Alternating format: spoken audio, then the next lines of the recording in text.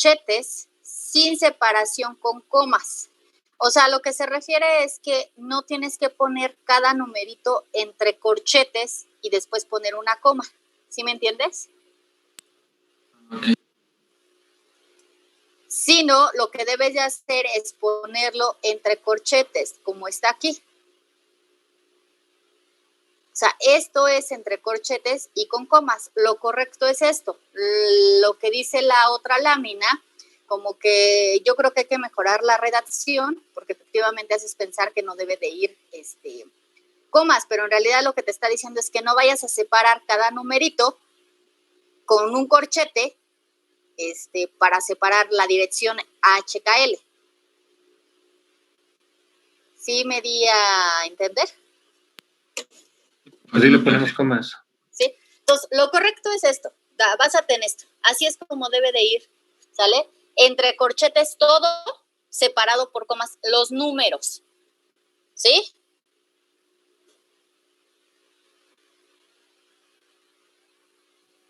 Maestra. Sí. Yo tengo una duda. Sí. Cuando es en un ¿cómo se dice? Bueno, cuando es plano se pone paréntesis y comas, pero cuando identificamos los del punto de cola y la ¿Dirección? cabeza ponen corchetes sin coma. No. A ver, las direcciones se van a poner así como están aquí en la pantalla, entre corchetes, y cada numerito va a ir separado por una coma. Ah, ok. ¿Sale? Esa es una dirección. Y un plano debe de ir entre paréntesis sin comas, así como está aquí.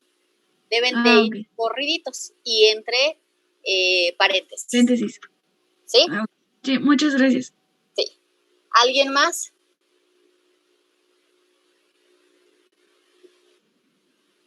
¿Ninguno? ¿Seguros? Después no vengan en las evaluaciones que no respondo o no doy asesorías, porque parte de dar en línea, y creo que eso es algo, es que no les doy, si fuera de clase, no me reúno con ustedes, pero ustedes tienen profesores que ni clase les dan, que les ponen a hacer cosas y que, es más, ni los van a ver nunca en línea, todo es entregar así. Yo sí doy la clase y doy la asesoría aquí en la clase. ¿Va? Si no hay más dudas, sigo. Doy por hecho de que todo lo demás ya quedó claro. Hasta aquí vamos bien. Ya llevamos un 70% del primer parcial. Nos faltaría solamente dos temas muy sencillos para terminar con este primer parcial. Y yo creo que si avanzamos, estaríamos haciendo nuestro primer parcial el 4 de mayo, o sea, el martes, dentro de 8 días. ¿Sí? El 4 de mayo sería nuestro primer parcial. El tiempo, ustedes lo van a resolver a la hora de la clase, de 10 a 11:30, tendrán los 90 minutos para resolverlo. Y pues ya ese día no tendríamos clase, solamente ustedes entrarían a Cambia a resolver su examen. ¿Sí? Sí, profesor. Sí, profesor. Respecto al examen, sería, bueno, con mi anterior profesor de química, era de que pues, se resolvía el examen y había un apartado en donde se subía el procedimiento y nos daba 5 minutos, bueno, 10 minutos después de acabar el examen para subir el procedimiento. No sé si sería el mismo caso. No. En este caso, el examen todo se resuelve en Cambia. Aquí trato de ser como... es un relajo. Eso yo lo hago cuando hago el de recuperación. En el de recuperación sí tienen que resolver y enviar, pero es un relajo recibir sus correos y entender sobre todo ustedes escriben a mano, ¿no? Entonces, no, todo se resuelve en Cambia. O sea, quiere decir que puede venir todo un ejercicio y si tú sabes la respuesta y la pones y está bien, pues está bien. Así lo hayas resuelto como tú quieras, ¿no? Aquí solamente se evalúan los resultados, ¿va? ¿Qué tipo de preguntas hay? Hay muchos ejercicios para resolver. O sea, así como que, sobre todo de determinar densidad, de los de rayos X, y ustedes tienen que encontrar la respuesta, ¿no? Numérica, y se pone, ¿no? ¿Qué sí hago en un examen normal? Revisar. Si hay errores así, no sé, si la respuesta era 3.4 y ustedes pusieron 344, pues obviamente quiere decir que no cambiaron unidades y no se las puedo dar por buena. Pero si por algún error, no sé, recuerden que la computadora no piensa, es lo que nosotros le decimos que haga el sistema.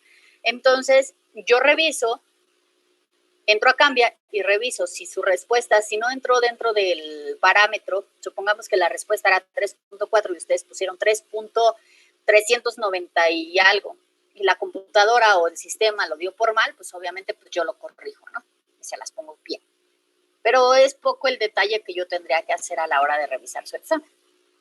Todo lo demás es en línea. Si hay preguntas abiertas, tendrán que resolverlo ahí mismo, así a escribir a computadora. Y pues nada más. O sea que no les pido que resuelvan nada a mano. O sea, podrán hacerlo ustedes, pero no lo necesito yo. ¿Sí? ¿O no? Sí, profe. ¿Sí? Ok. Sí, así es el examen. Entonces, pues ya cada quien ahí también creo que el examen es una forma de evaluarse ustedes, no tanto yo. O sea, creo que al final del día ustedes sabrán qué tanto aprendí, qué tanto leí, porque la finalidad, recuerden, es, ustedes lo saben, el estar dando una clase en línea no es igual que darlo de manera presencial.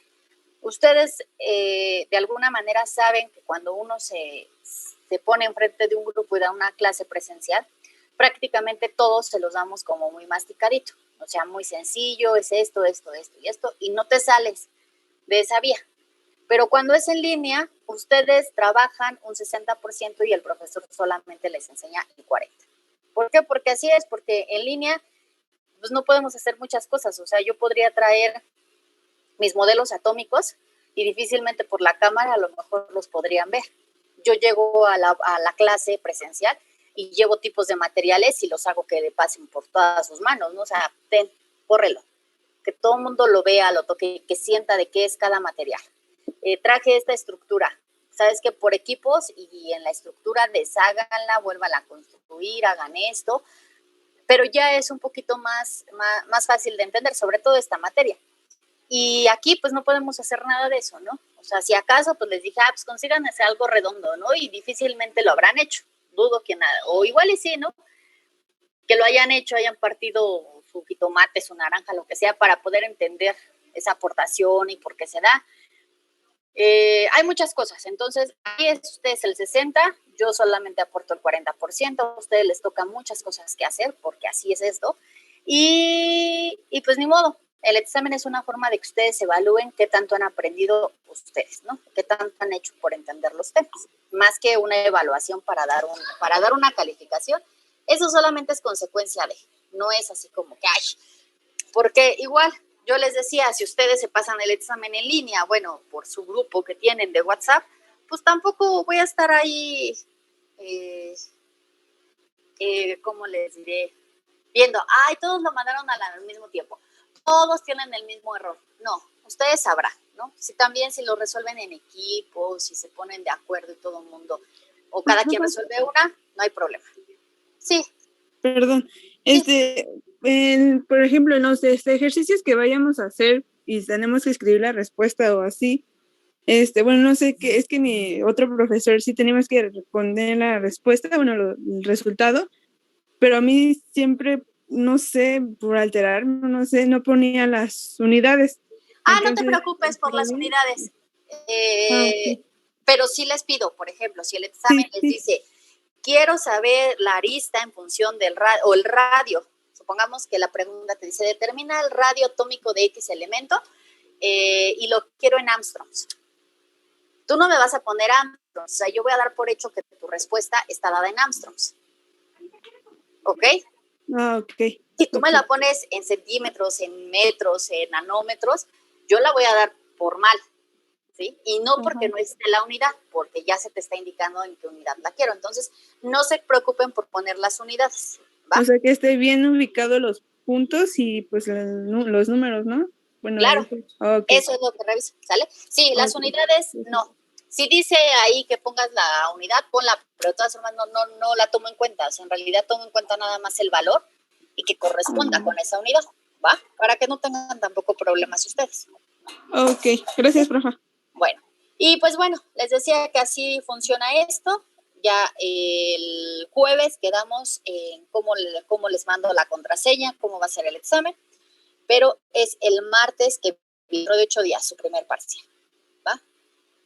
Hablando de esto, de que justamente ustedes tienen que estudiar, les pedí que estudiaran 2 capítulos de rayos X, tanto del Smith como del Askela. ¿Sí se acuerdan?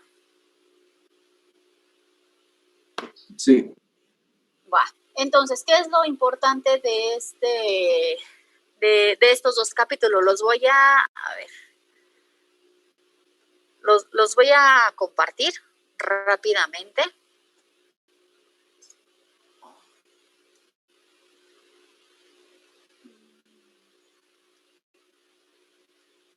Y lo que me interesa que ustedes lean a detalle y que tengan mucho cuidado es cómo identificar los planos, o sea, cómo saber si un plano corresponde. Si un plano corresponde o no a un sistema en específico. Por ejemplo, estoy tratando de abrir el Smith.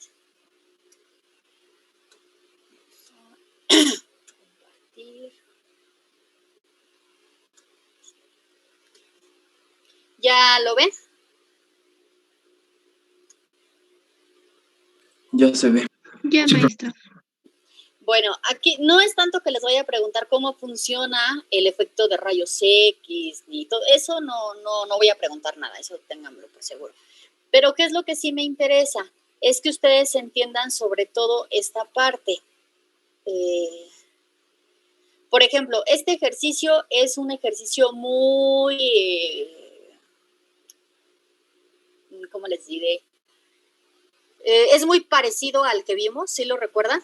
Donde les ponen una muestra, les dan ciertos valores y hay que sacar todo a partir de la ecuación de la distancia y donde utilizamos los planos. ¿Sí se acuerdan? Este ejercicio lo pueden estudiar porque es muy parecido al que yo les enseñé en la primera vez que vimos difracción de rayos X. Si no es muy parecido, creo que es el mismo, no lo recuerdo. ¿Va? Pero a mí lo que me interesa que ustedes rescaten de esto es lo siguiente. Es esto. Vean, aquí les están diciendo cómo yo puedo saber de qué tipo de estructura estoy hablando cuando conozco sus reflexiones que están presentes, ¿no? Por ejemplo, yo sé que si sumo HKL de mis planos, o sea, los planos que me dan, aquí podría preguntar, aquí ellos utilizaron como una llavecita, pero en realidad son paréntesis, ¿va? Porque es un plano, ¿no? ¿Sí?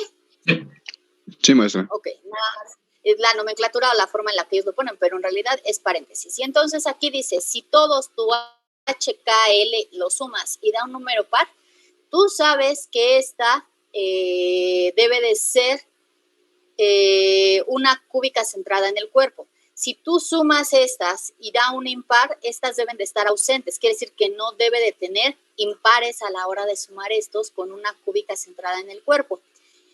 Si todos son pares, o sea, si HKL, sin que los sume, sino todos estos, cada uno de ellos, todos son pares o todos son impares, ¿qué va a corresponder? Pues que es una cúbica centrada en las caras, ¿va?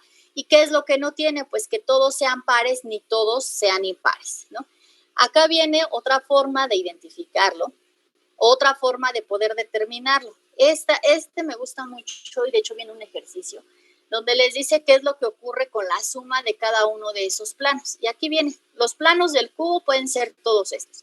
De hecho, en la tarea que ustedes hacen, vienen todos los planos de los cubos, todos los posibles, el 100, el 110, el 111, el 20. Pero a partir de esta, ustedes van a saber cuál sí y cuál no presenta una cúbica centrada en las caras y una cúbica centrada en el cuerpo. Porque sumas los cuadrados de cada uno de ellos, obtienes un valor y te puedes ir a esto, ¿no? Y saber si está o no está presente. Esa es otra forma de saberlo. ¿Para qué me sirve a mí? Pues porque a veces, de manera automática, a mí me puede llegar un difractograma y yo saber así de entrada, pues es que todos suman pares, todos suman lo que sea, y ya yo sé que corresponde a una cúbica centrada en las caras o una cúbica centrada en el cuerpo. El día del examen vendrá un ejercicio así, donde ustedes tendrán que identificar qué tipo de estructura es a partir de esos planos, ¿va? Eso es lo importante. Y vean, este ejercicio también lo van a tener que ver y entenderle así a detallito cada una de las cosas que tiene. Es muy sencillo, es aplicar el cuadro de la suma de los cuadrados. Ojo, algo importante. Cuando yo hablo de 2θ, es el valor que me da en el difractograma, lo que se está graficando. Cuando yo necesito θ, tengo que forzosamente dividirlo entre 2. Algo muy, muy característico de los alumnos es que siempre quieren trabajar con 2θ, no recuerdan que es 2θ con lo que grafican y siempre utilizan este valor. Y casi siempre por eso están mal los ejercicios de rayos X. Entonces, algo que siempre les recuerdo es, recuerden que esto es 2θ, con lo que yo grafico, tengo que sacar θ, y que el seno cuadrado de θ, ¿quién tendría que ser? ¿Cómo saco yo el seno cuadrado de θ? ¿Cómo lo pongo yo en la cálcula? El seno de θ y luego al cuadrado. Así es. ¿Va? Y de hecho lo pueden verificar aquí. Cuando hagan este ejercicio, verifiquen cómo es ese seno cuadrado de θ. Sí, porque también otro detalle que luego a la hora de estar haciendo los ejercicios no recuerdan. ¿Y cómo le hago? Pues no, pones el seno de θ y lo elevas al cuadrado, ¿no? Y verifíquenlo con esto, ¿va? Con estos datos. Entonces, este es otro ejercicio que ustedes pueden analizar y que es lo que me interesa a mí que vean. Esto es del Smith, del Askeland. Y digo, se los puse también para evitar que... Porque pues ustedes pueden ver otras ediciones, puede traer más o menos. Pero aquí también viene especificado los ejercicios, lo de HKL, este cuadrito. Bueno, viene un ejercicio. Déjenme ver dónde empieza. Bueno, aquí está un poquito de teoría de cómo se emiten los rayos X. Aquí está. Este ejercicio es importante también que lo chequen ustedes, ¿no? Porque también hacen un análisis de los h cuadrada o del cuadrado de θ, ¿va? Es otro ejercicio también tipo examen. ¿Alguna duda? ¿No? Ahora, el último ejercicio de la tarea, si no mal recuerdo, es que ustedes traten de identificar un plano y pues lo lleven a estos picos, ¿va? Esto ustedes ya tendrían que saber, o sea, si yo les doy un plano y les digo el plano 00, el plano 111, ¿cuál es? Ustedes ya deben de saber o inferir de manera inmediata cómo está posicionado en el cubo ese plano. O sea, tratar de ir de atrás para adelante. ¿Cómo yo llego a ese plano cuando yo ya sé los pasos para llegar a ese 111? ¿Va? Eso es lo que trata de hacer más o menos el último ejercicio, que ustedes identifiquen por cada plano que está dado en un difractograma, traten de identificarlo en el cubo, así literal, ¿no? Relacionar esto con la posición del plano en el cubo. Y ese es el último ejercicio que ustedes hicieron de tarea. ¿Sí? ¿Vamos bien? Sí, maestra. Bueno, déjenme ver, ¿hay algo más? Bueno, voy a dejar de compartir. Necesito que investiguen los siguientes términos. Es para ustedes, no es para entregar, pero sí les va a servir para entender algunos ejercicios que se les va a poner el día del examen y en general, digo, no es la finalidad, ¿no? O sea, la finalidad es que entiendan esto y lo que hemos estado viendo hasta ahorita. Déjenme ver los términos.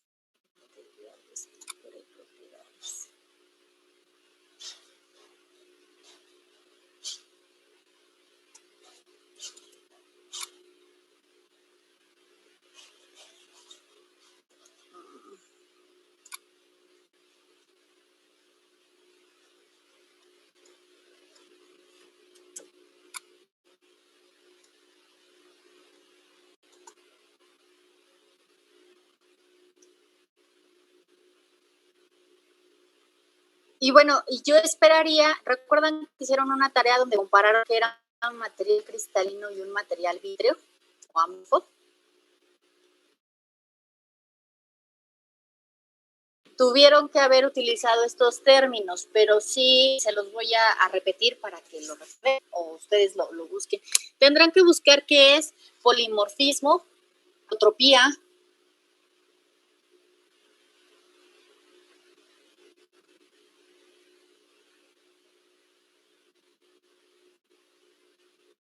¿sí? ¿Me podría repetir el primero, por favor?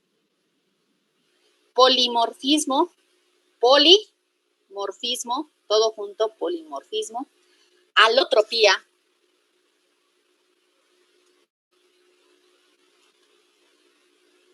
monocristalino,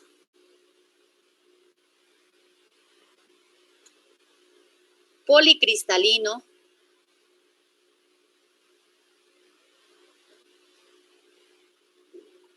anisotropía,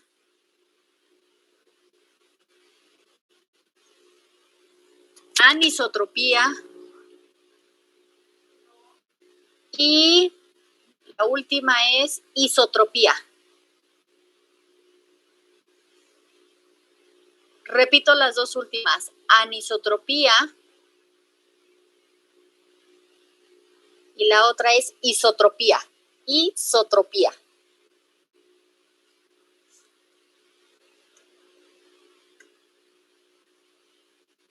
¿Sí?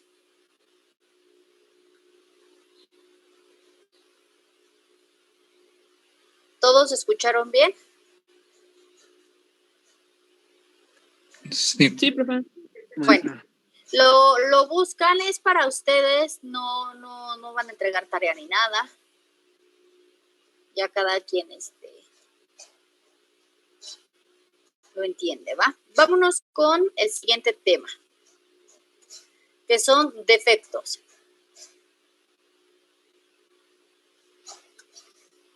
¿Dudas hasta aquí? ¿Todo va bien? ¿Me regreso? ¿Les vuelvo a explicar? ¿Nada?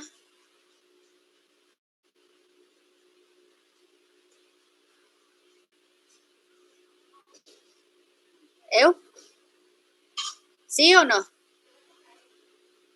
Todo bien, maestra. Bueno. Todo bien.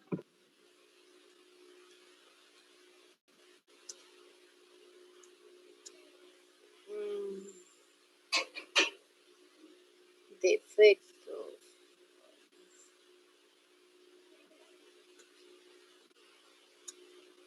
Aquí están, defectos. Compartir.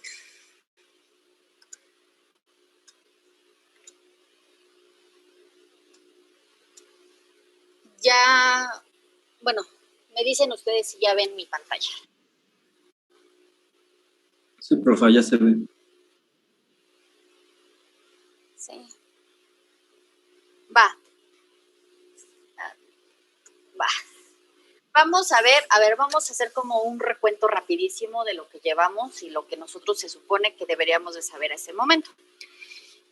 Empezamos a ver toda la parte de cómo se formaba la materia. En general, ustedes partieron de una teoría en la que íbamos a ver a átomos como esferas rígidas, vimos los sistemas cristalinos, vimos cómo podíamos ordenarlos, qué tipo de orden podían llevar. Entraron a los 7 sistemas cristalinos, posteriormente las 14 redes de Bravais. Y después nos englobamos un poquito y hablamos solo de materiales cúbicos, ¿no? Específicamente, ¿por qué? porque teníamos que hablar de metales, y los metales en específico presentan solamente estructura cristalina cúbica o hexagonal. Y pues nosotros lo más sencillo para este curso, no, sobre todo por lo que ya les expliqué de cómo determinar los parámetros de red para otras celdas es un poco más complicado, nosotros solamente nos detuvimos en las cúbicas. Y de esta manera pues llegamos a ver los metales y hablar de manera general de algunas propiedades que tienen los metales para determinar pues sobre todo densidad, la arista y el radio, que fue una de sus tareas, ¿no? Después entramos un poquito a una técnica de caracterización llamada difracción de rayos X, donde la idea es que ustedes puedan aplicar esta técnica y poder determinar qué tipo de estructura es, y de ahí poder sacar toda la información, ¿no? O sea, quiere decir que a partir de un difractograma yo puedo saber todo del material, puedo saber la arista, el radio, el tipo de material que es, el tipo de estructura que presenta, por el simple hecho de que yo pueda ver un difractograma y pueda conocer los planos o las posiciones, ¿no?, que tiene en 2θ. Después entramos un poquito a determinar puntos, planos y direcciones para que ustedes vieran y entendieran de dónde provenían estos planos que aparecen en difracción de rayos X. La técnica para sacarlos es muy sencilla, un plano cartesiano, puntos, total, nada más identifico dónde están. Direcciones trato de hacer un poquito más, o sea, hace un poquito más de estudios sobre los valores que voy obteniendo, donde voy a restar el punto final menos punto inicial y voy a obtener ahí algunos datos para llegar a posicionar mi dirección. Y también otra forma o algo importante para los índices de Miller es determinar los planos. ¿Por qué? Porque ciertos planos nos van a identificar posiciones ya cuando ustedes vayan más adelante, cuando hagan un proyecto terminal, cuando vayan en la siguiente materia que tenga que hablar de estructura de los materiales, se van a dar cuenta que hay planos muy característicos en los materiales que nos pueden identificar, pues, posiciones, determinar a lo mejor cómo está la separación entre metal y metal, o si tengo imperfecciones en el material, o bien si tengo metal y no metal. ¿Vimos aleaciones con ustedes? Me quiero ir. No, creo que todavía no lo No, aún no tocamos el tema. Okay. Bueno, ahorita les voy a decir, cuando terminemos de efectos, cómo nos vamos a ir a las aleaciones. Y entonces, en el tipo de aleaciones, pues la idea a partir de estos planos es que ustedes puedan identificar pues la separación entre metal y metal, o si tengo un metal y un no metal, bueno, pues esta distancia o esta distribución, cómo se encuentran en los planos, 1000 cosas que podemos identificar, ¿no? La idea es ahorita entrar a defectos porque las aleaciones van a provenir de esto, vamos a considerarlo que es un defecto, pero casi siempre cuando nosotros hablamos de un defecto en un material pensamos que es algo malo.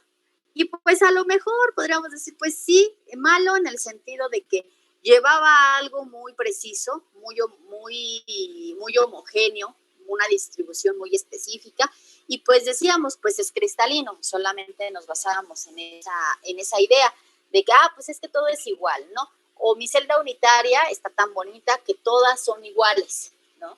Y ahora vemos, y ahorita que veamos los defectos, pues vamos a ver que no, que en realidad los materiales presentan ciertos defectos que bien podrían ser por dos tipos. El primero puede ser un defecto por la síntesis del material. Cuando se crea ese material se le dio un mal tratamiento térmico o el material no era completamente puro, no sé, efectos ya hablamos de temperatura, de cocción, no sé, puede haber cualquier efecto extra dentro de su material que hace que genere un defecto. También podría darse un defecto provocado por nosotros. ¿Por qué? Porque a lo mejor yo necesito adicionarle algo a ese material porque quiero que sí es un metal, pero quiero más brillo, quiero hacer que sea más brilloso. Bueno, pues le coloco o le adiciono un material en específico. Yo quiero que sea o que tenga mayor resistencia. Pues a este material le voy a adicionar otro átomo de otra especie que tenga, que soporte más o que le dé mayor rigidez al material. No, yo quiero que sea débil, que sea frágil, yo necesito que sea o que tenga menos densidad. Todas estas propiedades va a depender de lo que ustedes busquen o de lo que se genere en el material. Entonces vamos a ver hasta dónde llegan estas imperfecciones y cómo lo voy a manejar yo. Vean, un defecto, dice, ¿es una imperfección? Pues sí, pero depende de cómo la quieras aplicar después, ¿no? Si tú la provocaste y tú querías eso, pues es porque va a cubrir tus necesidades. Si se dio por el momento de crear el material de una síntesis o porque así se consiguió el material, bueno, pues entonces también tendremos que ver cuáles son esas desventajas que le va a traer al material. Y dice, control que permite crear metales y aleaciones más resistentes, imanes más poderosos, transistores y celdas solares con mejor desempeño, vidrios con colores extraordinarios. Vean, yo aquí podría decir, bueno, pues yo quiero que sea más resistente, pues a lo mejor no es tanto un defecto, a lo mejor hasta es alguna propiedad que yo le estoy dando a mi material porque me funciona mucho mejor, ¿no? Y entonces dice, ¿qué es un defecto cristalino? Es una irregularidad en la red con dimensiones del orden de un átomo, ¿va? Y existen en diferentes puntos o diferentes niveles este tipo de imperfecciones. Estamos hablando de uno a nivel puntual, que es de dimensión 0. O sea, quiere decir que solamente se encuentra a un nivel. O sea, un átomo, puede ser la ausencia, puede ser la presencia de un átomo, pero solo uno. Estamos hablando de una dimensión 0, no llega más.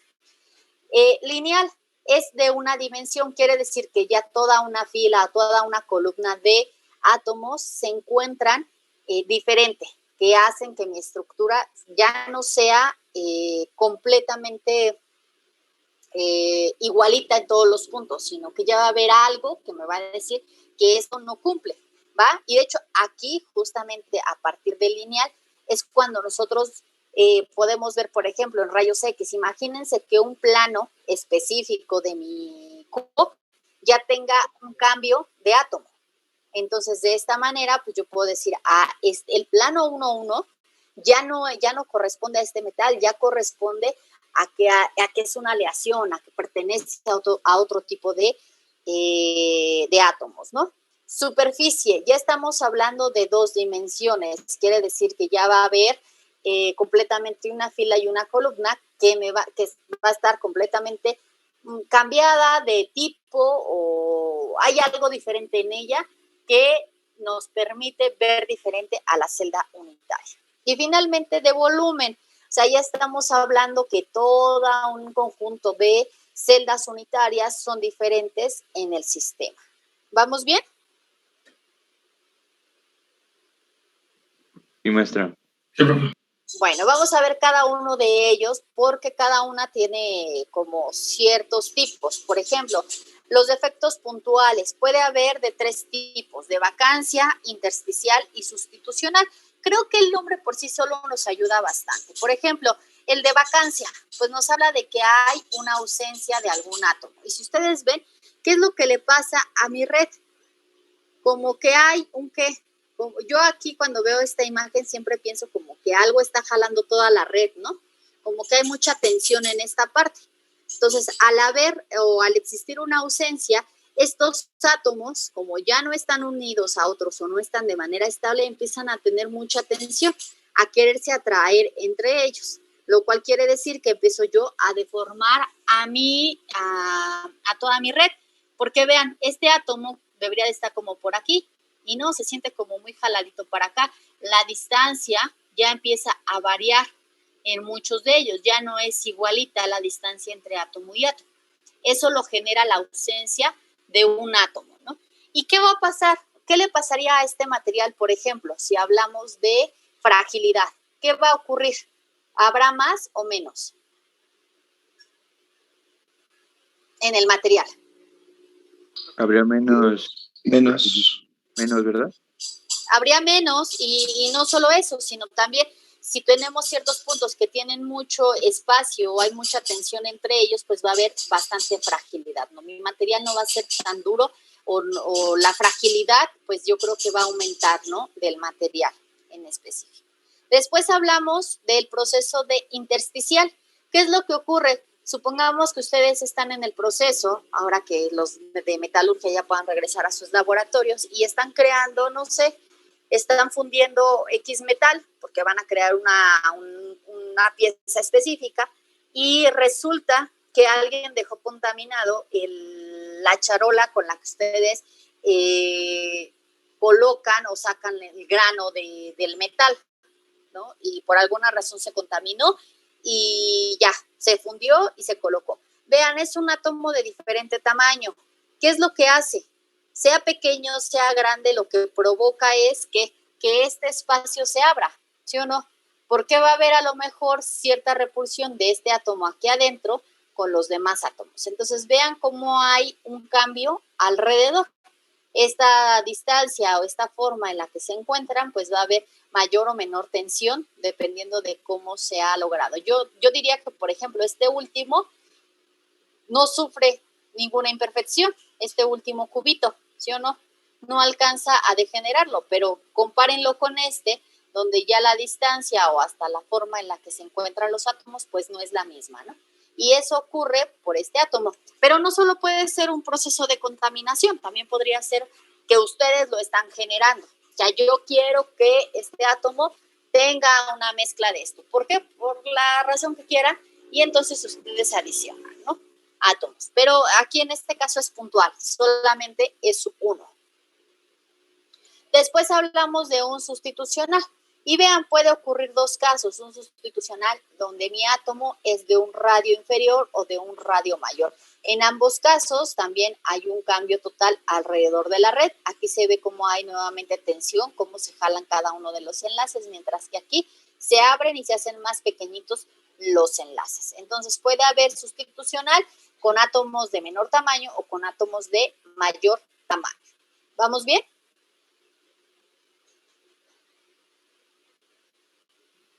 Sí, profe, pero ¿le puedes regresar un poquito al intersticial, por favor?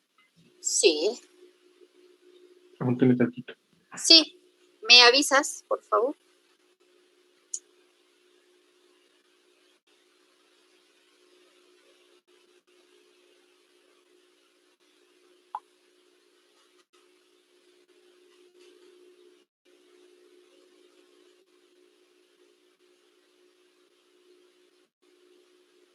Ya, profesora, muchas gracias. Muchas gracias. Sí.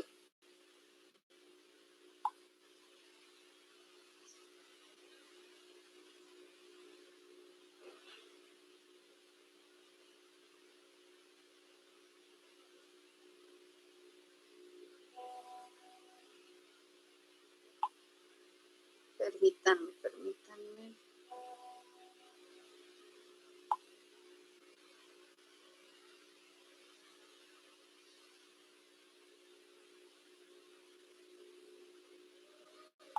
Vamos por la última.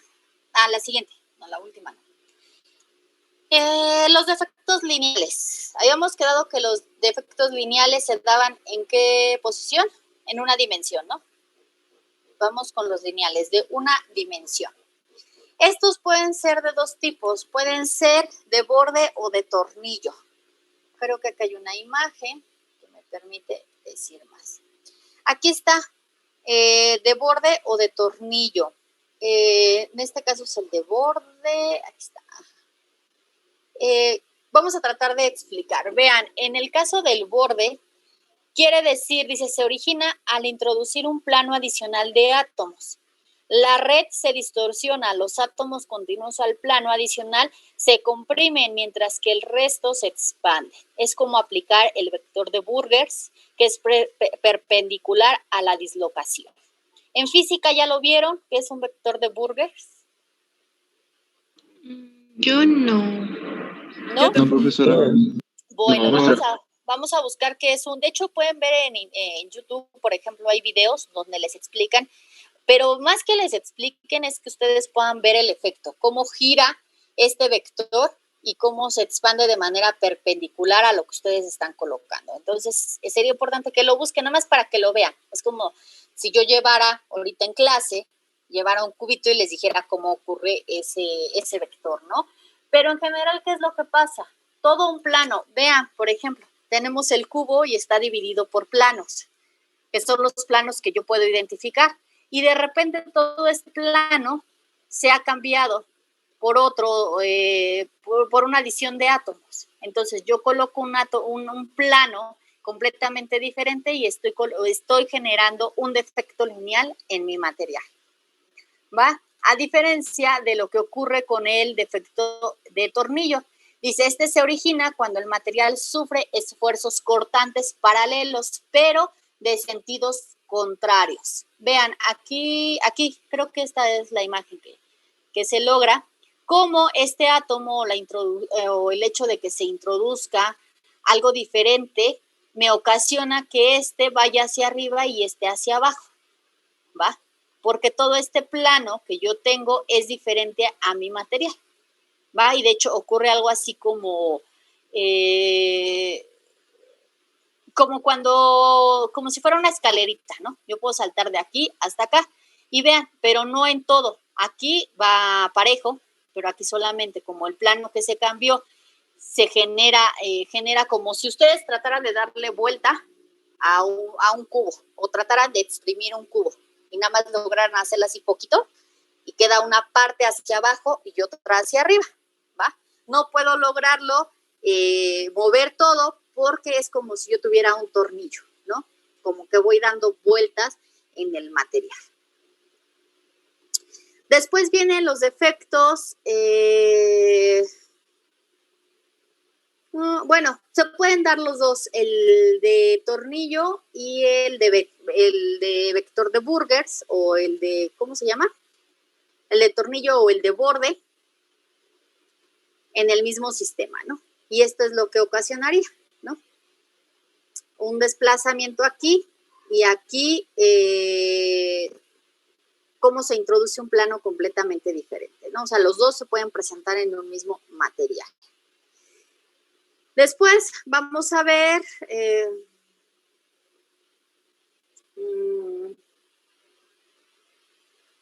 bueno, ¿qué ocasionan este tipo de defectos?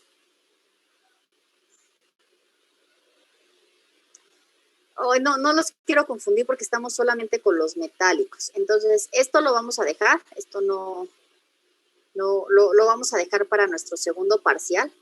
Cómo ocurre en un covalente y un iónico, y vamos a centrarnos solamente en el metálico. En un material metálico, lo que ocurre con los defectos lineales son deslizamiento que produce ductibilidad,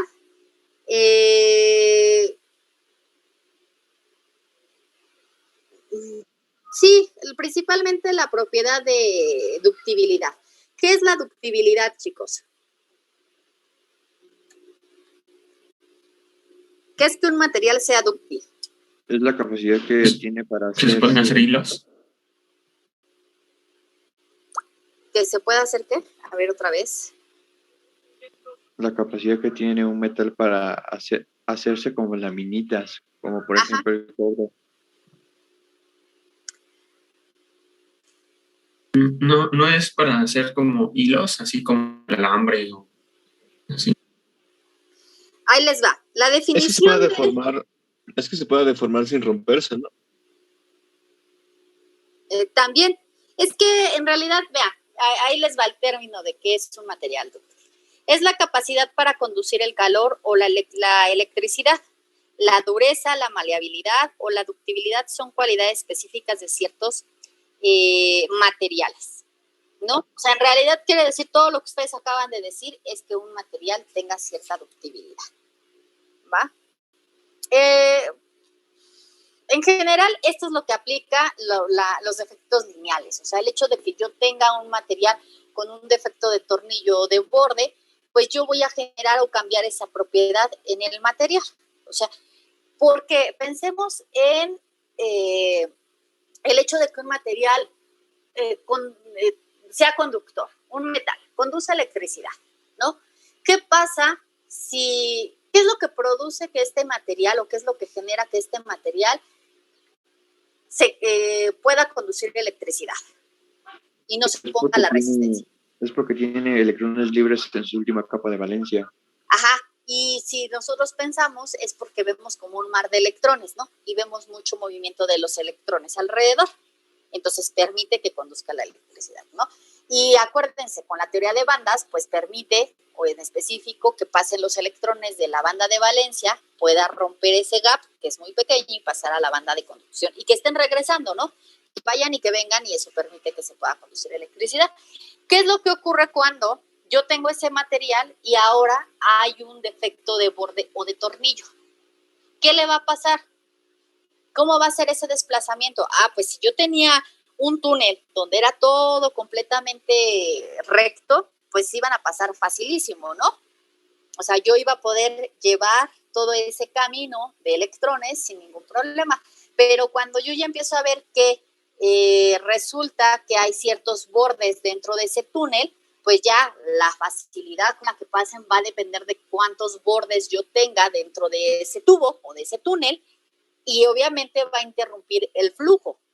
¿Sí me entiende? O sea, ya no va a correr tan fácil los electrones, sino ahora, ¿cuántos bordes yo voy a tener? Pensándolo así, ¿cuántos, es como en una carretera, si ustedes van, o en una avenida, si no hay topes y si no hay baches, ustedes pueden ir de corrido y no pasa nada. Pero ¿qué pasa si hay baches o hay topes? Si hay baches, pues los tienen que esquivar, y si hay topes, pues tienen que pasarlo pues más lento, ¿no? ¿Sí o no? Sí. Entonces, el efecto lineal... Lo siento. No, te escucho, es casi casi como la creación de semiconductores. Se ponen como varias imperfecciones para que depende, obviamente, de lo que se necesite, se cumpla, ¿no? La conducción. Ajá, sí. De hecho, cuando veamos el jueves, que veamos el tema de semiconductores, vamos a ver qué es lo que ocurre o por qué estos por sí solos no conducen, o porque ciertos metales, o más bien ciertos elementos de la tabla periódica, se le conocen como semiconductores, pero por sí solos no conducen, se comportan como covalentes, pero cuando les haces algo en específico, o sea, haces un cambio, un defecto, le cambias un átomo por uno que tenga menos o más electrones a su alrededor, pues va a permitir que conduzca electricidad, ¿va? Por eso es que primero vamos a ver defectos y después nos vamos con aleaciones y con semiconductores, ¿va? Vámonos con los de superficie porque ya son las 11. Si no, no voy a acabar hasta las 10:30, a las 11:30. Los de superficie. ¿De qué dimensión eran los de superficie? 2 dimensiones, ¿no? 2 dimensiones. Ok. En estos, nosotros vamos a ver que hay los siguientes: los específicos de superficie y los de frontera de grano. Aquí en los de superficie dice es una interrupción abrupta de la estructura cristalina. Se altera el número de coordinación y el número de enlaces de interés particular en la catálisis, ¿no? Ingenieros químicos, ingenieros ambientales, sobre todo esto. Pero vamos a repetir: interrupción abrupta de la estructura cristalina. Se altera el número de coordinación y el número de enlaces. Quiere decir que entonces, ¿se acuerdan qué era el número de coordinación? Era los átomos más cercanos a un átomo en específico. Entonces, quiere decir que aunque yo ya vea un átomo en específico, podría tener un número de coordinación diferente. Quiere decir que los átomos que hay a su alrededor pudieron haber sido desplazados o los pudieron haber cambiado por otro tipo de átomo. Quiere decir que ya mi número de coordinación ya no será el mismo en todo el sistema. Y finalmente, creo que uno de los más importantes es la frontera de grano, y habla de superficies que separan los granos del material.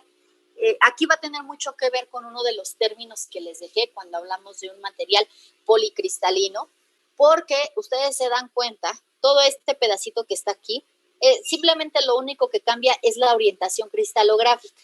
Quiere decir que estos átomos estaban de esta forma y de repente algo pasó que mi cristal cambió a este sentido.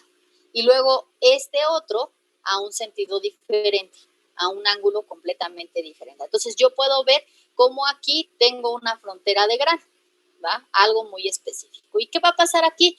Pues aquí yo voy a tener la mayor debilidad del material, porque todo lo demás está súper bien formadito, pero aquí, como los átomos pudieran tener, por ejemplo, aquí, este número de coordinación va a ser diferente de este átomo para todos los demás. Quiere decir que aquí estos espacios o esto que delimita mi frontera de grano, yo voy a tener cierta debilidad en el material, ¿no?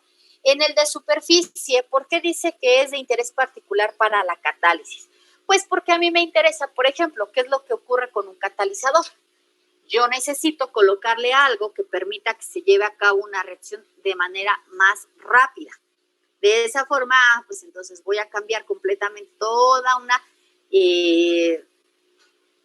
superficie, todo un esquema de sitios específicos para que lleguen los reactivos y se puedan convertir más fácil y estén en un ambiente adecuado, ¿no? Esa sería como la idea de los de superficie. Hay otros, por ejemplo, los bordes de grano de un ángulo pequeño. Vean qué es lo que ocurre.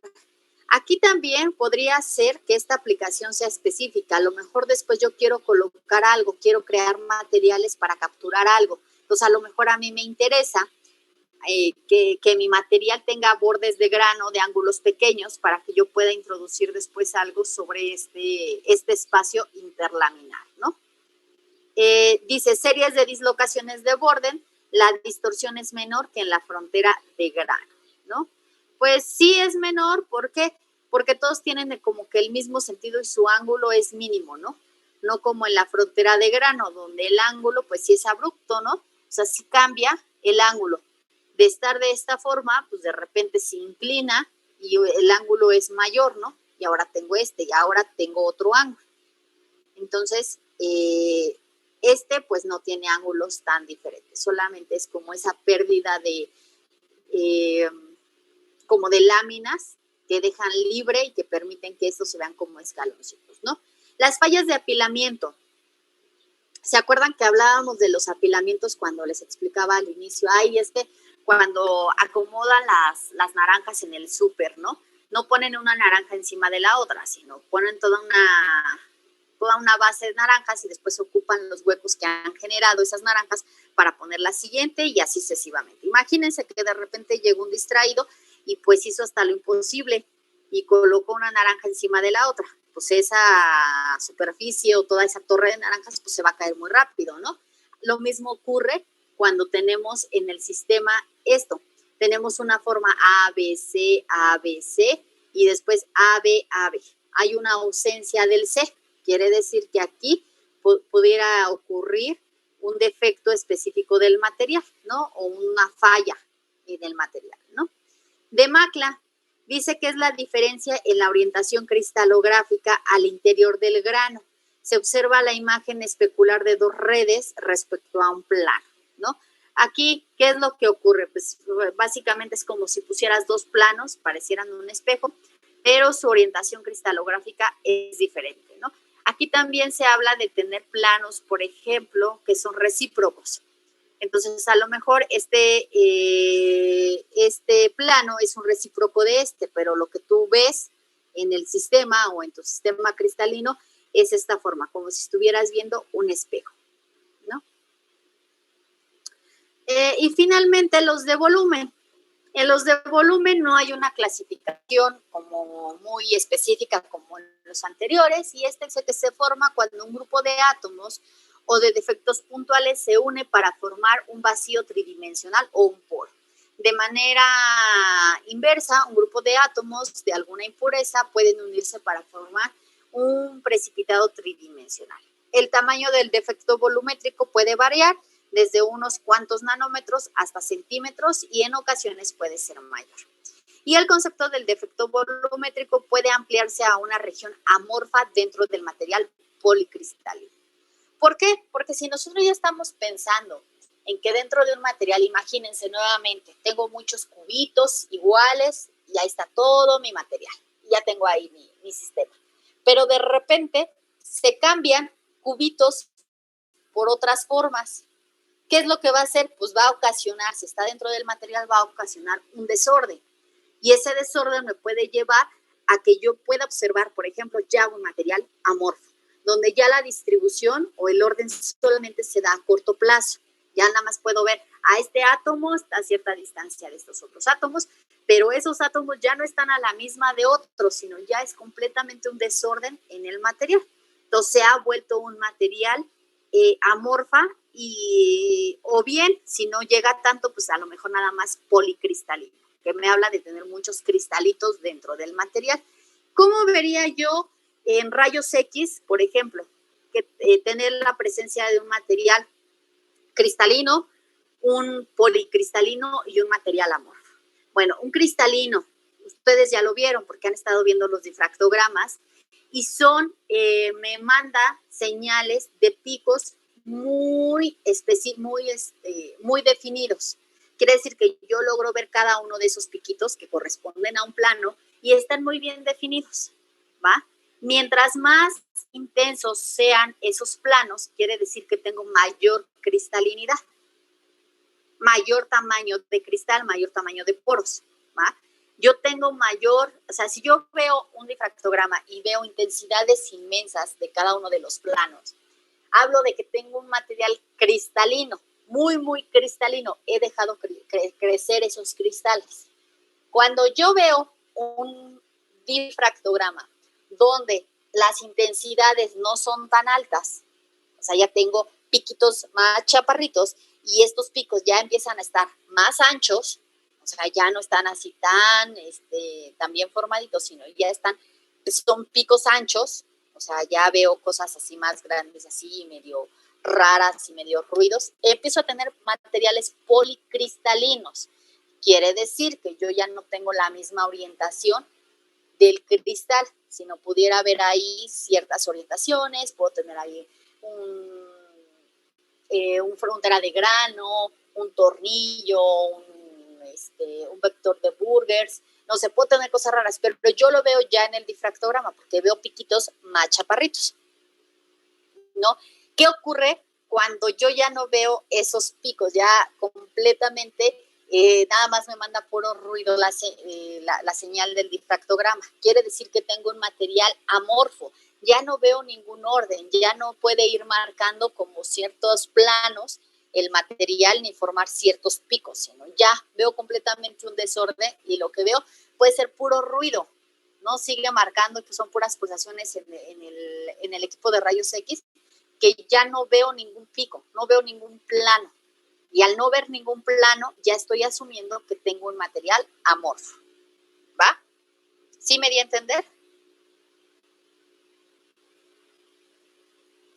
Y en cuestión de tamaño, a un nivel de cristales, nosotros podríamos pensar, si yo tengo un material muy, muy, muy cristalino, pues mi tamaño de cristal es muy grande, picos muy grandes, bien definidos, intensidades altas, y se ve súper bonito. Pero tengo cristalinidad, tengo cristales muy grandes. ¿Qué pasa, por ejemplo, cuando yo quiero una aplicación? Y ahí es cuando les digo, todo depende en qué quieras tú aplicarlo. Supongamos que quiero ya hacer un material,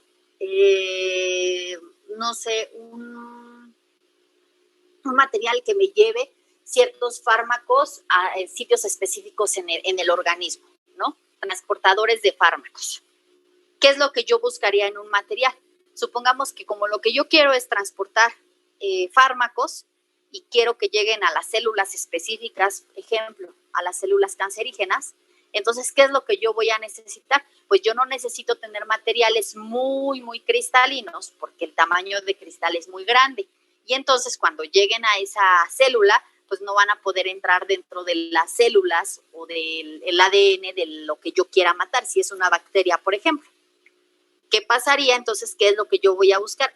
Pues materiales que cuando yo le haga difracción de rayos X, sí vea yo picos muy bajitos, casi deformes, casi llegando a lo mejor hasta el proceso de decir casi se volvía un amorfo. ¿Por qué? Porque eso me lleva a tener tamaños nanométricos, muy pequeñitos, tamaños nano, ¿no? Ahora que ya todo tiene que ser nano, entonces yo busco esas cosas pequeñitas y eso nano, y entonces me sirve. Entonces digo, bueno, pues este material, su tamaño de cristal es muy pequeñito, me va a servir para la aplicación, porque cuando yo le introduzca el fármaco y pueda ir a un sitio específico dentro del organismo, pues va a poder llegar a tocar esas células de esos microorganismos o llegar al ADN de una bacteria, por ejemplo, y destruirla, ¿no? o cortar esas capas para poder matar el bicho, el hongo, la bacteria, el virus, lo que yo necesite, ¿va? Entonces, ¿qué me conviene? Pues dependiendo de la aplicación que yo quiera, ¿no?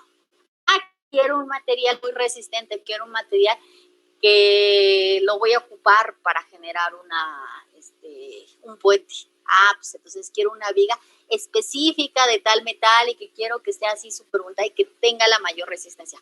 Pues aplico tal combinación, tales aleaciones y va a ser súper resistente, ¿no? Y voy a ver un orden específico. Y es más, cuando yo lo ponga en rayos X, sus picos van a ser tan intensos que mi material es completamente cristalino y el tamaño de cristal es muy grande, porque eso es lo que yo quería, porque a mí me servía. ¿Va? Entonces, por eso, siempre cuando doy el tema de defectos, siempre trato de decirles, defectos depende de qué, ¿no? Y eso se aplica de manera general, ¿no?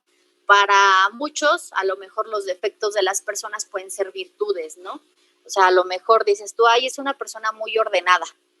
Qué defecto tan feo, ¿no? Porque es muy ordenada. Pero, pues es una virtud porque es muy ordenadito, pero exagera tanto que ya cayó en el defecto. No, para mí sigue siendo una virtud.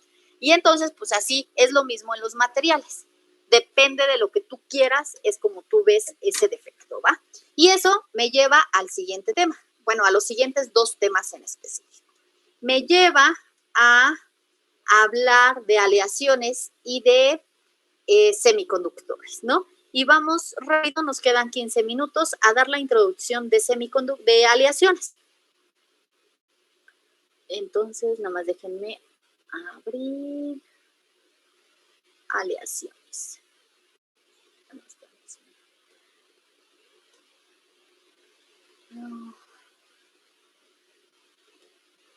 Aquí está. ¿Qué es una aleación? Ustedes han escuchado de las aleaciones, ¿no? Han comprado materiales personales. ¿Es una mejora que se le hace a los materiales? Sí, es una mejora que se le hace a los materiales. Bueno, aquí va. Yo siempre lo relaciono con algo que ustedes ya vieron en estructura atómica. Soluto y solvente. ¿Recuerdan cuando vieron coloides? Sí, maestra. Vieron coloides y vieron fase dispersa y fase continua. La fase dispersa era la que tenían en menor cantidad y la fase continua era la que tenían en gran cantidad. Lo mismo ocurre con las aleaciones. Y entonces ocurre porque yo puedo definir a un soluto y a un solvente. Dentro del soluto, pues yo voy a hablar de esas impurezas. Nuevamente, si yo hablo de impurezas, pues puedo decir, pues es que son defectos. Pues sí, pero yo estoy generando esa aleación porque a mí me conviene, porque es lo que yo quiero. Entonces, ¿qué es lo que tengo? Si esas impurezas pues son entre átomos o ausencia de átomos, ¿no? Introduzco más átomos de otras especies o bien sustituyo algunos de estos átomos. Y el solvente en general pues es la matriz, es qué es lo que va a recibir a estas impurezas para que yo lo pueda tener, ¿no? Y entonces hablamos de una aleación como una mezcla homogénea que se puede dar entre metal y metal o un metal y un no metal. ¿Para qué me serviría a mí, por ejemplo, una aleación metal-no metal?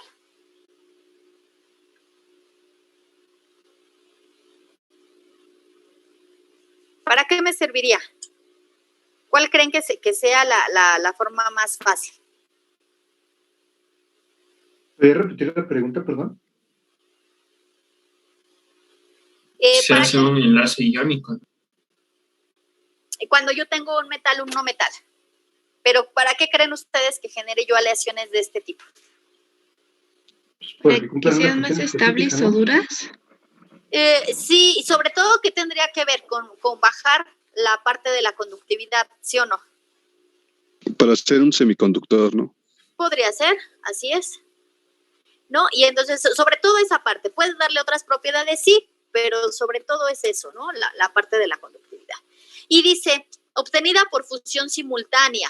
¿Qué es fusión simultánea? Quiere decir que desde que yo creé el material, he generado esa aleación. Quiere decir, desde la síntesis, desde que yo fundí, ya sea mis metales, ya estuve yo determinando que iba a ser una aleación, ¿no? Ya, de hecho, si hubieran estado en el laboratorio, hubieran hecho una aleación de zinc-aluminio. Ustedes ponen las sales, bueno, los granos de zinc y los granos de aluminio, Los iban a fundir y iban a mover para hacer una mezcla homogénea y que quedara. Ya cuando se llevara al mechero, estuviera fundida y después lo ponían a secar y ya tenían son unas tabletitas que tenían que hacer de una aleación.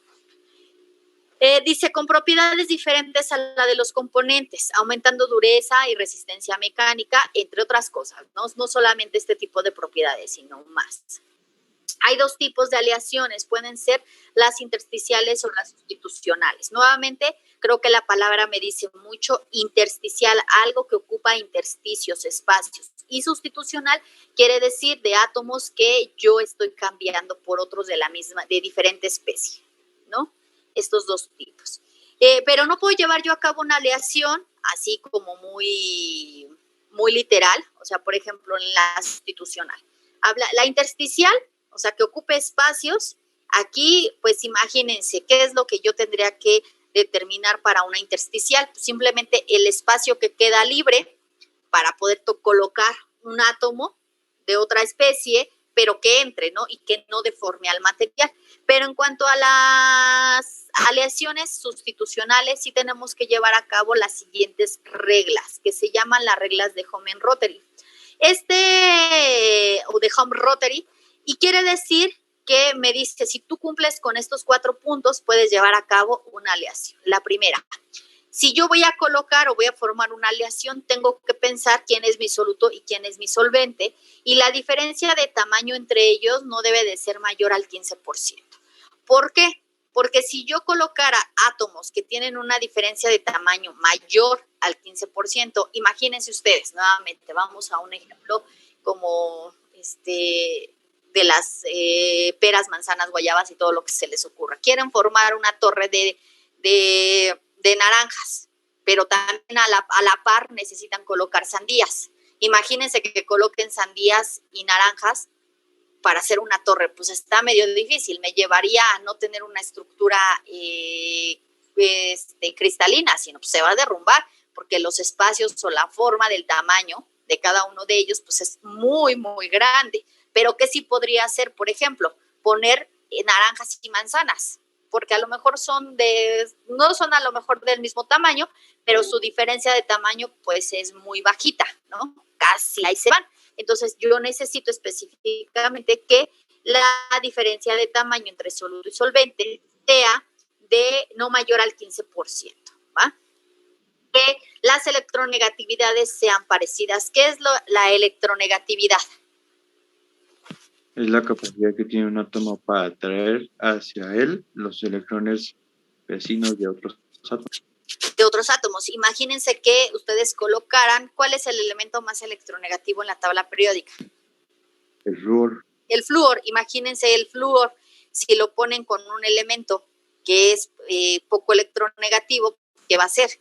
Va a atraer hacia él todos sus electrones, ¿no? Y entonces, pues ahí, en lugar de formar un enlace bonito donde todos compartan sus electrones, sino va a traer todos y va a dejar libre, o sea, va a causar un desorden dentro de mi red. Por esa razón yo necesito que mis materiales tengan electronegatividades parecidas, ¿no? Para que ninguno le robe electrones al otro y se mantenga la estabilidad y forme la estructura cristalina que yo deseo. Valencias parecidas, nuevamente, tiene que ver mucho con la electronegatividad. Yo necesito valencias parecidas porque necesito ¿a qué hace referencia una valencia? Una valencia hace referencia al número de electrones que ha perdido o ha ganado, dependiendo si sea un catión o un anión. Yo necesito que sean muy parecidos para que esa valencia o esa carga que se encuentre, pues no permite que haya un desequilibrio en mi estructura, ¿no? Si hubiese un desequilibrio, pues seguramente el material va a necesitar a alguien que llegue y recompense esa carga, ¿no? O sea, yo supongamos que tengo un +5 y tengo un +1, pues hay una diferencia de cargas muy grande. ¿Qué va a ocurrir con esta diferencia de un +5 y un +1? Pues yo voy a necesitar elementos que lleguen a compensar esa carga. Y entonces se van a colocar dentro de las láminas o dentro de los átomos para compensarlos, y eso pues a mí no me conviene porque yo nada más quiero un soluto y un solvente.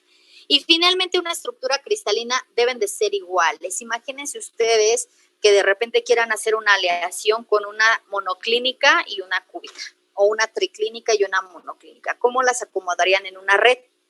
Pues está medio difícil, ¿no? O sea, eso se volvería un desorden y me llevaría a tener un material amorfo, porque ya no tendría un orden a largo alcance, solamente lo tendría a corto alcance, ¿no?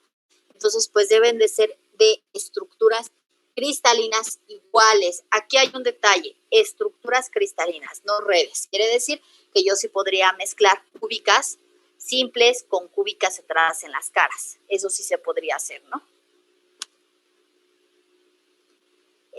Vamos a ver algunas muy básicas, nada más para que ustedes vean cuáles serían las ventajas y las desventajas de formar ciertas aleaciones. Por ejemplo, las que son a base de hierro, carbono, dice que se incluyen los aceros al bajo carbono, aceros aleados y de herramientas de aceros inoxidables. ¿Cuáles serían las ventajas? Abundancia, hay gran abundancia en la corteza terrestre, fabricación relativamente económica y hay gran versatilidad en cuanto a propiedades físicas y mecánicas, ¿no?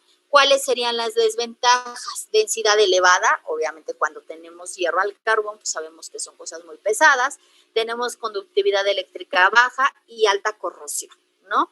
O sea, es como decir, ay, voy a ocupar hierro al carbón, tubería de hierro al carbón para, no sé, para una instalación de plomería. Pues no, porque obviamente, pues, el hecho de que esté ahí en contacto con el agua, pues me va a llevar a tener alta corrosión, ¿no? Siguiente. Por ejemplo, las aleaciones de aluminio. El aluminio es el segundo metal más abundante de la Tierra. Tiene baja densidad, tiene 2.7 gramos sobre centímetro cúbico. Si lo enfrentamos al acero, que tiene gran densidad, pues es de 7.9, ¿no? Se utiliza cuando el factor crítico o lo que yo necesito es aligerar el peso. ¿Y dónde lo hago? O dónde básicamente hacer, pues en la industria aeronáutica o la industria aeroespacial, ¿no? En cuestiones así de los aviones, por ejemplo, ¿no? Que yo necesito específicamente materiales que tengan baja densidad. Alta conductividad eléctrica y térmica y resistencia a la corrosión. Ya limitaciones de punto de fusión o el melting point, el MP de 660 grados Celsius. También son elementos aleantes o se puede formar aleaciones con el aluminio, con diferentes metales muy específicos, cobre, magnesio, silicio, manganeso, zinc. Y dice que aplicaciones, dice, bueno, pues ya las estructuras del avión, latas de bebidas, carrocerías de automóviles y autobuses. Un ejemplo específico es la inclusión de litio, por ejemplo. Su densidad es de 0.534 gramos sobre centímetro cúbico. La densidad pues disminuye 10% menor a las tradicionales, ¿no? Y pues obviamente pues la aplicación es en la industria aeroespacial. Las aleaciones de magnesio, por ejemplo, también muestran baja densidad. Vamos a compararla con la del aluminio. El aluminio tiene 2.7, la del magnesio tiene 1.74, es menos denso que el aluminio. Igual lo comparamos frente a un material muy denso que es el acero, que es de 7.9, ¿no? Se funde a una temperatura inferior que la del aluminio, buena resistencia a la corrosión, excepto en ambientales salinos. Pueden ser aleantes con diferentes materiales, sobre todo algo aquí importante sería el aluminio, ¿no? Imagínense un material de aluminio con magnesio, pues estaría genial porque la densidad pues bajaría muchísimo. Y obviamente pues también sus aplicaciones aeroespaciales, maquinaria de alta velocidad, equipo de transporte, ruedas de automóviles y misiles. Inclusión del cerio en la formación de materiales compuestos con partículas cerámicas o fibras de carburo de silicio. Esto lo vamos a ver cuando veamos materiales covalentes más adelante. Otro tipo de aleaciones, por ejemplo, sería con el berilio. El berilio está más o menos en la misma densidad que la del magnesio, es de 1.848 gramos sobre centímetro cúbico. Es densidad inferior a la del aluminio, más rígido que el acero. Sus aplicaciones nuevamente pues son las aeroespaciales, nucleares, Transparencia y radiaciones de electromagnéticos. Inconvenientes, pues que es caro, frágil, reactivo, tóxico y cancerígeno, ¿no? Aleaciones de cobre, pues muy pesada, dice más pesado que el acero, pues entonces ahí hay que ver en qué lo podemos aplicar. Buena ductibilidad, resistencia a la corrosión, buena conductividad térmica y eléctrica. Y aquí viene algunos ejemplos. Por ejemplo, con el zinc, ¿qué forma el cobre con el zinc? Pues el llamado latón. Y menos, dice que es menos el 40% del zinc en soluciones sólidas. Bueno, ¿cómo se forma? Tenemos con otros, pero en específico a mí el que vamos a ver, por ejemplo, cuando veamos la parte de iónica o cristales covalentes, vamos a ver la alúmina, un material muy importante, sobre todo utilizado, por ejemplo, baja la dureza de los jabones, ¿no? O sea, o del agua, ¿no? En específico, cuando queremos bajar dureza en diferentes tipos de agua, o en el jabón o en el detergente que estamos utilizando. Aplicaciones creo que ya se empezaron a desconectar, entonces voy a dar por terminado, nada más déjenme ver. Aplicaciones pues eléctricas, válvulas y componentes de plomería. Y sería todo con las aleaciones. ¿Alguna duda? ¿Comentario? ¿Va a poner la presentación como lo hizo con la vez anterior? No, esta no, la otra sí. La otra sí porque era importante seguir. ¿La anterior a esta? Sí, la de puntos y planos, esa sí. Sí la puse. Bueno, muchas gracias, profesora. Nada más sí, eso. Sí. Va, chicos, el jueves vemos semiconductores y con eso terminaríamos el primer parcial. ¿Sale? Profesora. Sí. No hay dudas, entonces los veo el jueves. Que estén bien. Gracias, igualmente. Igualmente, profesora.